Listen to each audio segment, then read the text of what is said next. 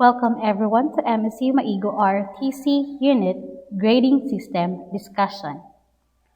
The conduct of this training program is embodied under the provision of RA 9163 and RA 7077, and the following regulation shall be implemented to all the students enrolled in the military science training to produce quality enlisted and officer reservists for the Armed Forces of the Philippines Reserve Force.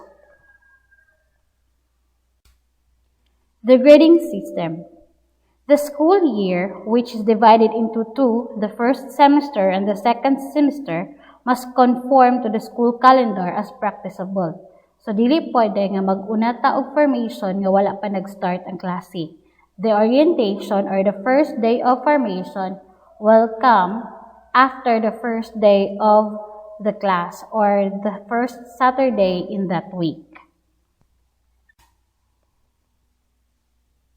Second, cadets shall be given a final grade for every semester, such grade to be computed based on the following weights. We have attendance, 30 points, or that is equivalent to 30%. Military aptitude, 30 points, that is equivalent to 30%. Subject proficiency, 40 points, or that is 40%. The attendance, or the minimum attendance is 12 training days, or that is 80% of the total number of training in the ROTC per semester shall be required to pass the subject. So we have 15 days of training, therefore you are allowed only to be absent for 12 Saturdays. Now, if you pass an excuse letter, that doesn't mean you are excused from the attendance, but you are excused from the activity. If there are graded activity, then dili ka apil ato. But that doesn't mean nga present ka. So still, you are absent, but you are excused from all the other activities. Absence from instructions may be excused for sickness, injury, or other exceptional circumstances. Again, only for sickness, injury, or other exceptional circumstances. So, kung nagkasakit ka, or injured ka, you have to present your medical certificate. Or, naa kay very, very valid nga reason why ka ni absent. So, you are allowed only for 3 absences again. So, who occurs a cadet who incurs an unexcused absence of more than 3 training days or 20% of the total number of training during the semester shall no longer be made to continue the course during the school year. So, those cadets who have more than 3 absences are no longer to continue their training in ROTC. 3 consecutive absences will automatically drop the students from the course. Then we have subject proficiency, which is 40% of your grade. So this means that when we talk about subject proficiency, this refers to the quizzes, this refers to the demonstration that we are asked you to do. So all those graded participation that we asked from you will be under the subject proficiency, which is 40%. Each cadet shall be given 100 merits at the beginning of every semester. So meaning, kamo tanan, naa na mo'y 100 merits. So this is a point system. Additional merits may be awarded for attending special formations, parades, or other activities outside of prescribed training hours. So sa una, maghatag mig merits for those cadets who join us during our jogging.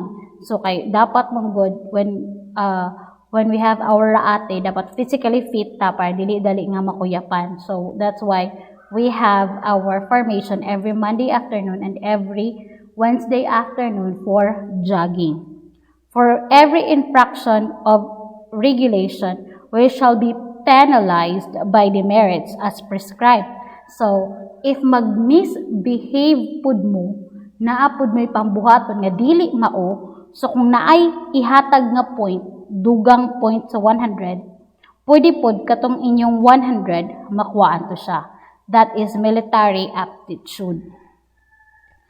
Provided, however, that a midshipman must obtain a minimum of 28 points in subject proficiency and 24 points in the attendance in order to pass the course for the semester.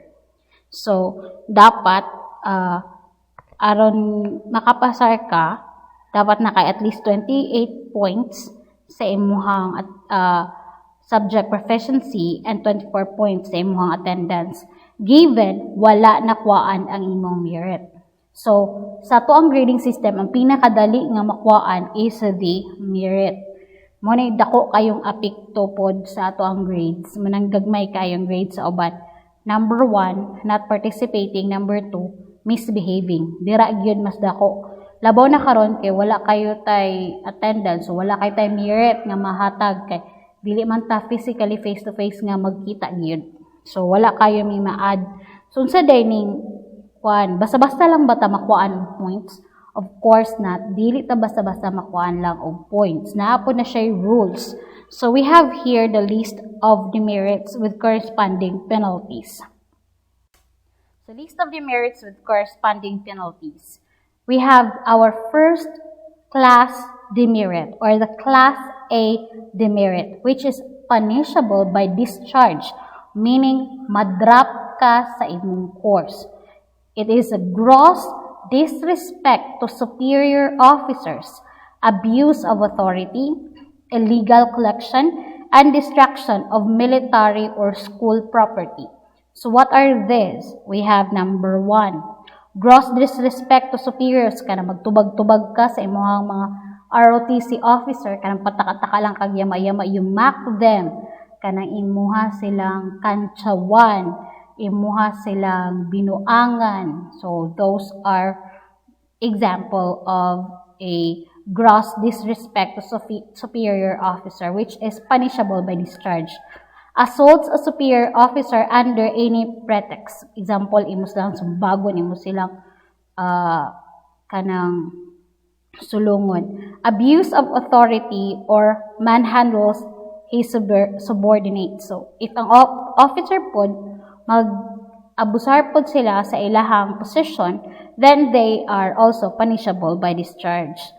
Cheating during graded examination. So, pag nahuli na mo, pag nakita na mo ang discrepancies in yung quizzes online, then we can have you automatically dropped in our classes or in our training.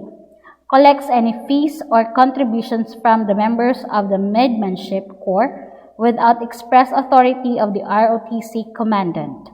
So, dili pwedeng maningil-ngil, dili pwedeng mag-contribute. Except for atong uniform, kaya tuwa man ang balik na tuwa.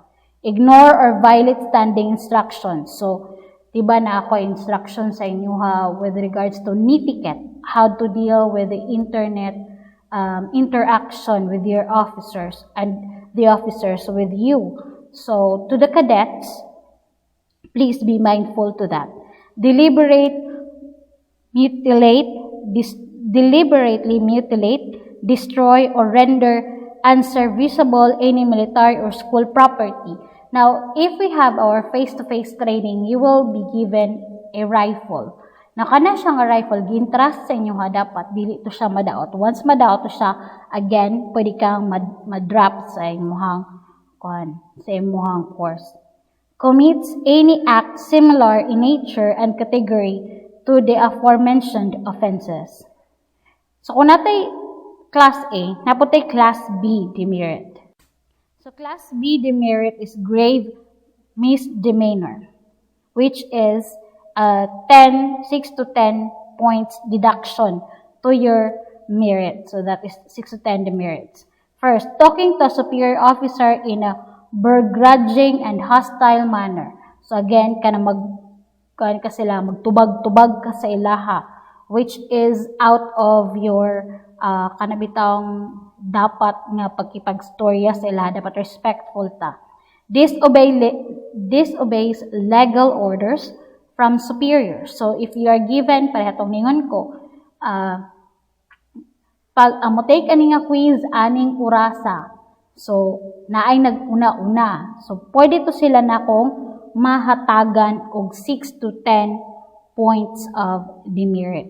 Deliberately telling things proved to be false. Kanang pamakak, kanang mamakaka nga dili mao, patata ka lang kag yaw-yaw. So siyempre wala may pamakak nga sakto.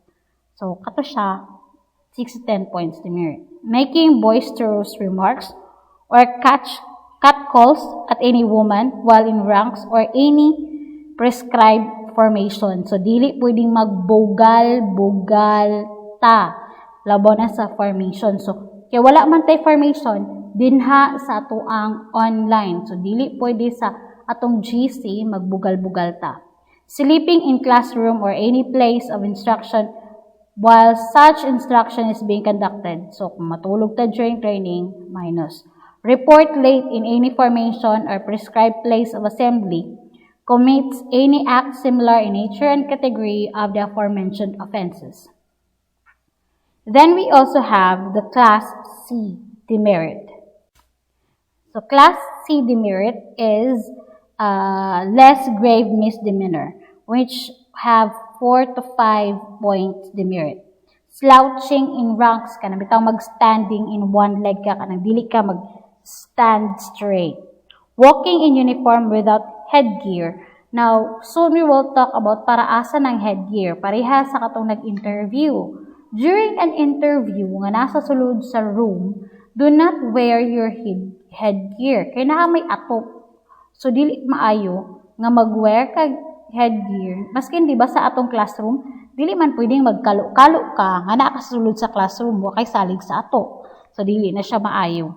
You wear your headgears when you are outside the kanang venue nga na roof. Sleeves of uniform rolled up or caught in the act rolling the sleeves of his ROTC uniform. So since wala pa man taani, dili pa na siya. Since wala pa tayo nag-wear uniform, so dili pa ta na. Spitting while in ranks or formation, kanamang luwa while nag-formation or naghanay. Rolling of eyeballs when at parade rest or does any act that would be detrimental to the discipline while in ranks.